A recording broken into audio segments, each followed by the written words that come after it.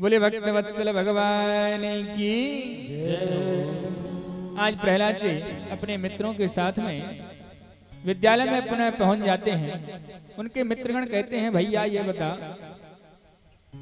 तुम काय को इतनी ऐसी बड़ी तपस्या कर रहे हो, हैं? काय को व नारायण को नाम ले रहे हो? अब भाई तुम हमारे मित्र हो और तुम्हें जब कष्ट होता है तो हमको भी कष्ट होता है? तुम्हारे पिताजी तुमसे कितने नाराज हैं। ऐसा कार्य मत करो जिससे को आपको प्रताड़ित किया जाए। अरे ऊंचे पहाड़ों से गिरवाया गया, आपको अग्नि में जलाया जाता है। दर्द हमारे भी होता है क्योंकि हमारे मित्र हो। मित्र वही होता है ना जो दुख सुख में काम आए, उसी को तो मित्र कहते हैं। ऐसा काम मत किया करो। अरे भजन ही तुम्हें करना है, नारायण का नाम ही लेना है तो बुढ़ापे में कर लेना। अभी कोई उम्र है, अभी तो हमारी खेलने की उम्र है, अभी तो हमारी खेलने और खाने की उम्र है। अभी कोई भगवान की उम्र, भजन की उम्र नहीं है। प्रहलाद जी कहते हैं, यही तो तुम्हारे बोध नहीं है तुम्हें। अरे भैया ये बता, बाई स्कूल में हम पढ़ते हैं, बाई स्कूल में तुम पढ़ रहे हो, फिर तुम्हें ये नारायण की कथा कहां से आ गई? तुम्हें ये भक्ति का भूत कहां से लग गया? तो कहते हैं, प्रहलाद जी ने कहा, भैया ये संड और मर्क हमारे गुरु नहीं है। मेरे गुरु तो स्वयं नारद जी हैं। मैंने ये सारी शिक्षा अपनी माता के गर्भ में ही ग्रहण कर ली थी नारद जी के द्वारा। एक बार जब पिताजी हमारे तपस्या करने के लिए गए थे, मेरी माँ मेरे घर में अकेली थी। इंद्र ने आकर के शत्रुता बस मेरे भाइयों को तीनों को मार दिया था और मैं अपनी माँ के गर्भ में था। तो इंद्र मेरे माँ का हरण करके ले गए। रास्ते में जब नारद जी मिल गए तो नारद जी ने कहा, ये तुम क्या कर रहे हो देवराज इंद्र होकर के? ऐसा दुर्बल कार्य एक नारी के साथ में, वो भी गर्भवती। इंद्र ने कहा, नारद आप नहीं जानते हो, इसके गर्भ में मेरा शत्रु पल रहा है। ये जब पैदा होगा, बड़ा होगा, बलशाली बनेगा, हमसे युद्ध करेगा तो हम इसे पराजित भी नहीं कर पाएंगे। इस भय के कारण जब ये पैदा होगा तब हम इसके बालक की मृत्यु कर देंगे, इसको छोड़ देंगे। नारद जी ने इंद्र को समझाया, बोले देवराज इसके गर्भ में कोई दैत्य नहीं है, इसके अंदर तो भगवान का परम दुलारा लाडला भक्त है, जिसकी भक्ति के गान हम और आप गाएंगे। ऐसा परम भक्त है इसके गर्भ में। तो नारद जी इंद्र से मेरी मैया को ले गए और अपनी कुटिया में रखा और नित्य प्रति भगवान की कथा हमें श्रवण कराते थे। जो मैया ग्रहण करती थी कथा को, उसी को मैं ग्रहण करता था। देखिए सुखदेव जी कहते हैं, राजन माताओं को चाहिए जब शिशु उनके घर में पल रहा हो तो सुंदर सुंदर चित्रों का दर्शन करना चाहिए, सुंदर सुंदर भगवान की कथाओं का श्रवण करना चाहिए। क्यों? क्योंकि जो मैया श्रवण करती है, जो मैया अपने स्वभाव में लाती है, उसी का प्रभाव उस बालक पे पड़ता है। जो गर्भ में आपके में जो बालक पल रहा है, उस मैया का ही स्वभाव उस बालक के गर्भ पर पड़ता है। गर्भ के समय हमें बढ़िया सुंदर अपने घर में, मकान में ठाकुर जी का बढ़िया सुंदर फोटो लगाना चाहिए, चित्र लगाना चाहिए। बढ़िया सुंदर सुंदर भगवान की तस्वीर देख उनके दर्शन करना चाहिए। बढ़िया सुंदर भोजन करना चाहिए, शुद्ध शाकाहारी भोजन करना चाहिए। क्योंकि जो भोजन आप ग्रहण करते हो वही बालक ग्रहण करता है, उसी का प्रभाव उस पर होता है। लेकिन आजकल की मैया क्या खाती हैं गर्भवती के समय? भैया चार चार पुड़ा बत्ती के खाई जाती है, ऐसे ऐसे माटी के डेलन को खाई जाती है। और जो बालक माटी खाएगा तो माटी जैसी बुद्धि होगी बाकी, फिर वहां को विकास कैसे होगा? चटपटो खावे को मन करता है। अरे ज्यादा चटपटा खाओगी तो उसको कष्ट होगा। हल्का भोजन करना चाहिए, शुद्ध, बढ़िया सुंदर विचार मन में होना चाहिए। उस समय जैसे आपके विचार होंगे वैसा ही प्रभाव पड़ेगा बालक। तो प्रहलाद जी जब अपने मां के गर्भ में थे तो नारद जी के द्वारा भगवान के चरित्रों का उन्होंने श्रवण किया, तभी भगवान के भक्त बन गए थे वो। तो आज से भक्त नहीं है, अपनी मां के गर्भ से ही उन्होंने सारी शिक्षा ग्रहण कर ली थी। तो भैया ठीक है, तो जा जपे फिर बाद में कर लियो, अभी तो अपनी खेलने की उम्र है। अच्छा ये बता लाला, तेरो नारायण का करत है? अरे दूध हमें हमारी मैया पिवावे, गाय भैंसों से हमें दूध प्राप्त होता है? हाथी घोड़े हमारे काम में आते हैं, महाराज के द्वारा हमको यश प्राप्त होता है, सेना के द्वारा हमारी रक्षा होती है। तुम्हारा नारायण क्या करता है?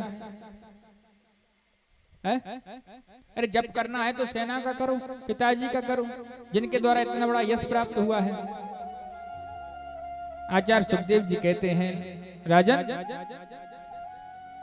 यही तो हम सबका मोह है कि ये हमारा है, इसने हमारे लिए ऐसा किया, उसने हमारे लिए ऐसा किया।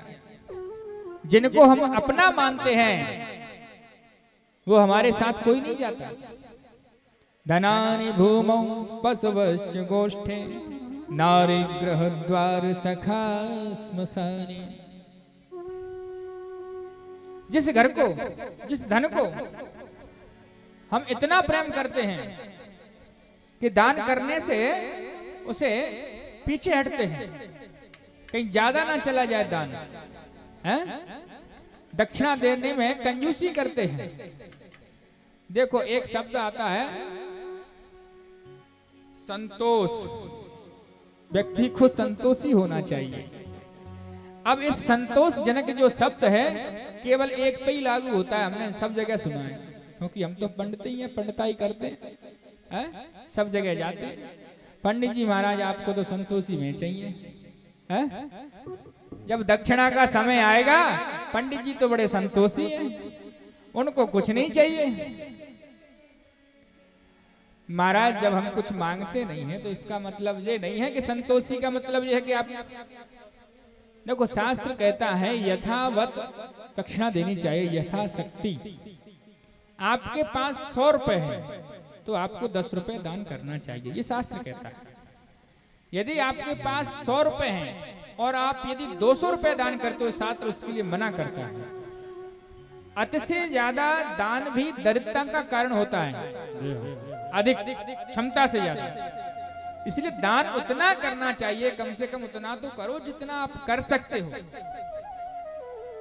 जितने दान की आपकी जो क्षमता है उसके हिसाब से हमें दान करना चाहिए।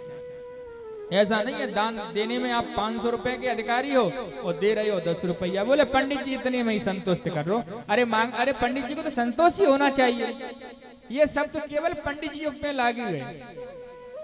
अब भैया ये बताओ, आपकी सर्विस लगी है, सरकारी नौकरी कर रहे हो, आपका हर महीने टीए बढ़ रहा है, 7वां वेतन लग रहा है, हमारा कौन 7वां वेतन लगाएगा?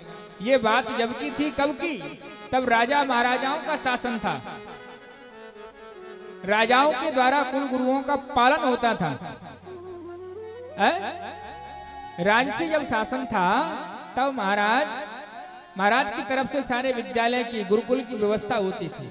आचार्यों की, कुल पुरोहितों की व्यवस्था जो होती थी वो राजाओं के द्वारा होती थी पहले।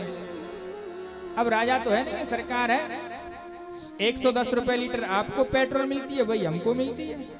1000 रुपए का सिलेंडर आपको मिलता है, भाई हमको मिलता है भाई, है? तो दक्षिणा का दान उतना करना चाहिए जितना हम करने के लायक हैं। हम ये भी नहीं कहते कि दान आप ज्यादा करो। अति से ज्यादा दान करोगे तो दरिद्र हो जाओगे।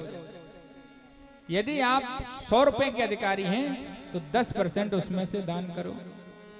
जब कुल पुरोहित होते थे तो कुल पुरोहित को क्या कहा जाता है? दशम अंश का मालिक है भैया, कहा जाता है कि नहीं? कुल पुरोहित को दशम अंश का मालिक इसलिए तो कहा जाता है। तो महाराज जिस धन को हम इतना प्रेम करते हैं, जीवन भर उसके पीछे भागते रहते हैं धन को। धन हमारे काम में आने वाला है, धन हमारे लिए बना है, हम धन के लिए नहीं बने हैं। लेकिन धन को ही व्यक्ति ने सब कुछ मान लिया है। ऐसा नहीं है कि धन ही सब कुछ है। धन से सब कुछ नहीं हो सकता। धन से आपकी एक जरूरत पूरी हो सकती है, धन से आप परमात्मा को प्राप्त नहीं कर सकते। धनानि भूमौ, ये धन को आप अपना मानते हो, वो गड़ा का गड़ा रह जाएगा जमीन में जब अंत समय आएगा। पशवश्च गोष्ठे, ये पशुओं को, घोड़ों को, रथों को, वाहनों को अपना मानते हो, गाड़ी घोड़ों को, ये सब खिरक में बंधे के बंधे रह जाएंगे। नारे ग्रह द्वार सखा स्मशाने, जिस नारी को आप अपना मानते हो, वो नारी भी कहां तक आपके साथ में जाती है? केवल घर के द्वार तक, उससे आगे नहीं जाएगी। सखा स्मशाने, आपके जो मित्रगण हैं, सखा हैं, ये केवल शमशान तक आपके साथ में जाएंगे, ये आपके साथ में जाने वाले नहीं हैं। देहेश्चितायां परलोक मार्गे, जिस देह को हम इतना संभाल कर रखते हैं, बढ़िया क्रीम, पाउडर, लाइबो, शैम्पू, फलाना ढिकाना, ब्यूटी पार्लर, जे वो है, ये भी साथ में नहीं जाता। भले इसको कितना चमका लो, कितनी इसकी सेवा कर लो, फिर ये भी साथ में नहीं जाता। देहेश्चितायां, केवल चिता तक ही साथ देती है ये देह। परलोक मार्गे धर्मानुरागो गच्छति जीवैषु, तो क्या साथ जाता है? व्यक्ति के जीवन में जो उसने धर्म किया है, जो पुण्य किया है, जो भक्ति की है, केवल उस जीव के साथ में वही साथ हो जाता है। साथी है मित्र गंग के